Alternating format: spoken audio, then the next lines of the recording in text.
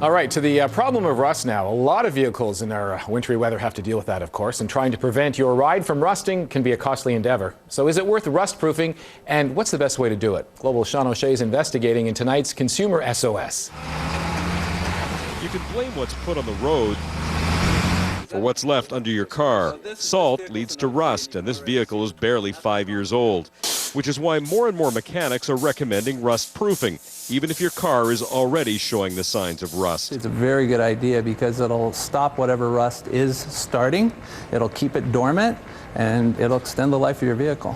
And maybe extend your own life, given that rust eats through safety items. These are brake lines that cost the owner $800 to replace.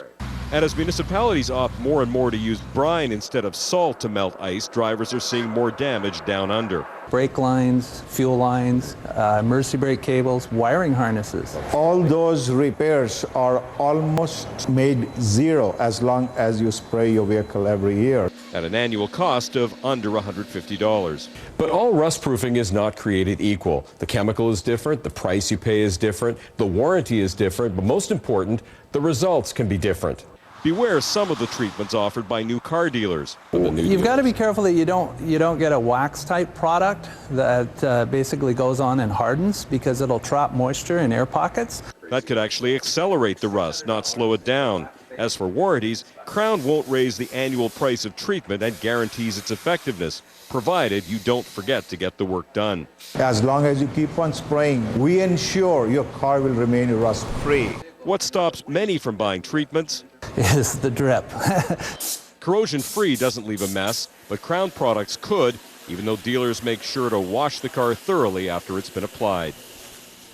As for business, rust proofing is booming because people want to keep their cars longer in these economic times. Rust proofing won't reverse damage, but it can certainly slow it down. If you're considering having it done, shop around to a couple of competing brands. Don't judge by price alone.